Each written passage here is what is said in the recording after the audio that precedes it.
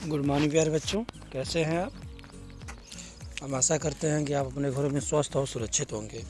प्यारे बच्चों, जैसा कि आपने सर्वनाम जो हमने टॉपिक वीडियो ख़त्म किया है, इसके बाद मैं सर्वनाम प्रश्नोत्तरी लेकर के आया हूँ। इसके सर्वनाम प्रश्नोत्तरी से आपको सर्वनाम के भेदों को, सर्वनाम की परिभाषा को समझने में और आसानी होगी। इसके बाद सर्वनाम का टॉपिक यहीं पर समाप्त हो जाएगा। इसके नेक्स्ट वीडियो में मैं एक नए टॉपिक के साथ आपके साथ उपस्थित होऊंगा। तो आइए शुरू करते हैं सर्वनाम प्रश्नोत्तरी। सर्वनाम के भेदों की संख्या कितनी है? बताएं बच्चों, सर्वनाम के भेदों की संख्या कितनी है? आपने सर्वनाम पढ़ा होगा, सर्वनाम के कितने भेद हैं हमने अपने पिछली वीडियो में बताया है। तो बताएं बच्चों, 5, बी 4, सी 6 और डी 7। बताएं बच्चों, इसका आंसर क्या होगा? इसका राइट आंसर होगा, सर्वनाम के कितने भेद हैं? 6, यानी राइट आंसर सी। ठीक है, दूसरी तरफ चलते हैं क्वेश्चन में। प्रश्नवाचक सर्वनाम का उदाहरण कौन सा है? जो ए यानी ए है, जो बी है वे, सी है कौन, डी है आप।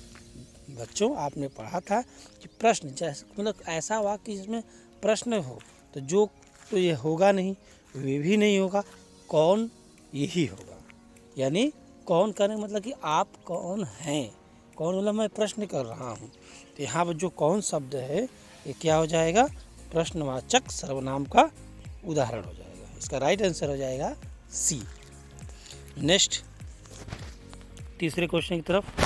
मैं किस प्रकार का सर्वनाम है? बताएं बच्चों कि मैं किस प्रकार का सर्वनाम है। पहला ऑप्शन निजवाचक सर्वनाम, दूसरा ऑप्शन पुरुषवाचक सर्वनाम, तीसरा ऑप्शन निश्चयवाचक सर्वनाम और चौथा ऑप्शन है अनिश्चयवाचक सर्वनाम। उत्तर बताएं, गेस करें उत्तर को। इसका राइट आंसर होगा पुरुषवाचक सर्वनाम, यानी बी। क्या होगा? बी। आगे चौथा क्वेश्चन। कोई किस प्रकार के सर्वनाम का उदाहरण है? हमने आपको बताया था कोई, कुछ है, जब इस तरह के वाक्यों का मतलब शब्दों का वाक्यों में प्रयोग होता है तो कौन सा सर्वनाम होता है बेटा? आप उत्तर बताएं।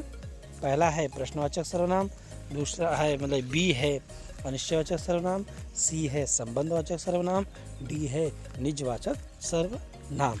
यहाँ पर कोई यानी कोई का मतलब अनिश्चयवाचक सर्वनाम ही होगा इसका, यानी राइट आंसर होगा इसका बी। ठीक है, आगे बढ़ते हैं पांचवें क्वेश्चन की तरफ। पांचवा क्वेश्चन है,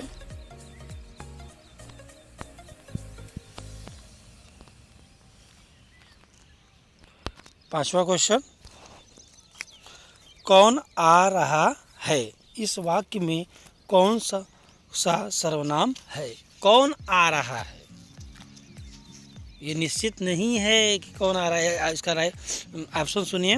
पहला निजवाचक सर्वनाम, दूसरा निश्चयवाचक माने वी निश्चयवाचक सर्वनाम, सी अनिश्चयवाचक सर्वनाम और डी प्रश्नवाचक सर्वनाम। बताया बच्चों कौन सा आंसर सही होगा इसमें? आप वाक्य को पढ़िए, कौन आ रहा है, तो इसका राइट आंसर हो जाएगा आपका क्या होगा? निश्चय नहीं है, अनिश्चयवाचक है, तो इसका राइट आंसर हो जाएगा सी।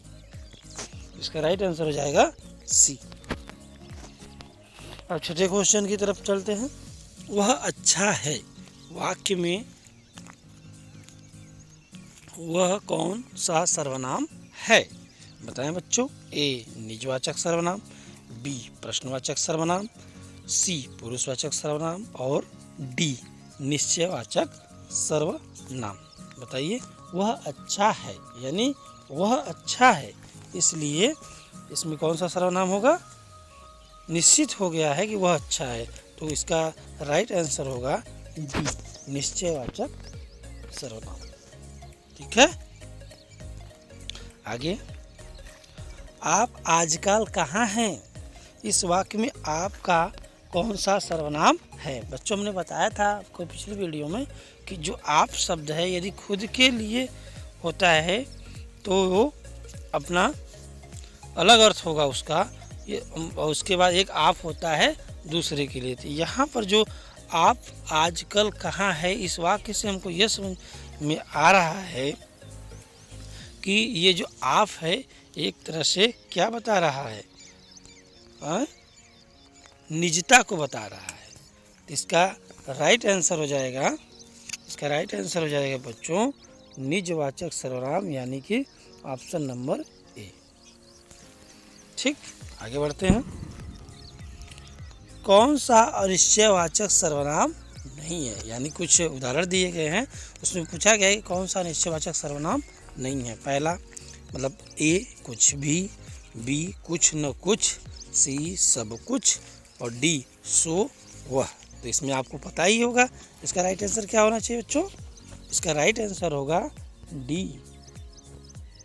ठीक है, क्योंकि इसमें लिखा है कि कौन सा अनिश्चयवाचक सर्वनाम नहीं है, यानी कुछ भी में अनिश्चितता दिख रहा है, कुछ न कुछ में अनिश्चितता दिख रहा है, सब कुछ में अनिश्चितता दिख रहा है, और वह जो शब्द है इसमें अनिश्चितता नहीं दिख रहा है। आगे बढ़ते हैं। वे किस प्रकार के शब्द हैं, वे किस प्रकार का सर्वनाम है। तो ऑप्शन नंबर ए निश्चयवाचक सर्वनाम, ऑप्शन नंबर बी अनिश्चयवाचक, ऑप्शन नंबर सी संबंधवाचक, और ऑप्शन नंबर डी पुरुषवाचक। बताएं बच्चों इसका राइट आंसर क्या होगा। तो वे जो संबंध है वे पुरुषवाचक संबंध है, यानी इसका राइट आंसर होगा डी।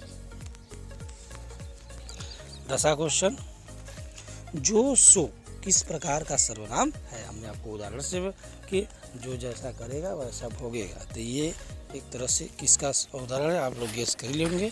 ऑप्शन नंबर ए संबंधवाचक, ऑप्शन नंबर बी प्रश्नवाचक, ऑप्शन नंबर सी निश्चयवाचक, ऑप्शन नंबर डी अनिश्चयवाचक। तो इसका राइट आंसर हो जाएगा बच्चों ऑप्शन नंबर ए संबंधवाचक। इसका राइट आंसर हो जाएगा ऑप्शन नंबर ए संबंधवाचक। 11वां क्वेश्चन देखें बच्चों, तुम्हारा किस सर्वनाम का उदाहरण है।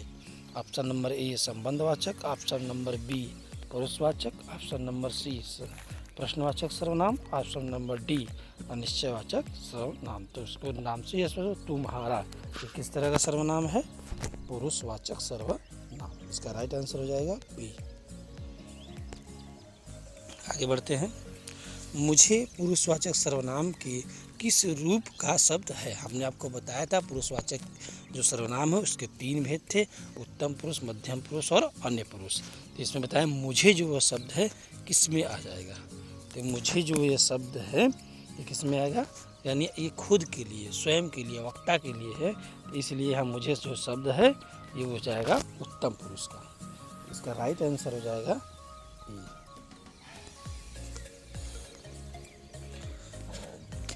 13वां क्वेश्चन, यह कौन सा सर्वनाम है।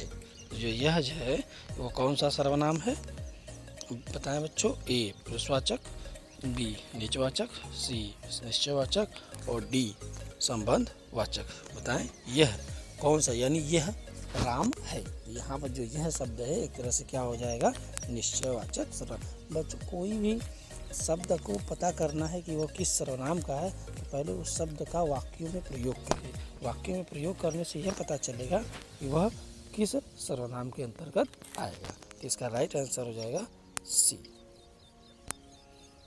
क्या हो जाएगा, सी हो जाएगा। ठीक है प्यारे बच्चों, आज यहाँ पर ही सर्वनाम प्रश्नोत्तरी समाप्त होती है। इसके बाद हम अगले वीडियो में नेक्स्ट टॉपिक के साथ आपके बीच उपस्थित होंगे। वीडियो सुनने के लिए बहुत बहुत धन्यवाद। जो बच्चों को नहीं कुछ समझ में आ रहा है वो कमेंट बॉक्स में कमेंट करके हमसे पूछ सकते हैं। बहुत बहुत धन्यवाद।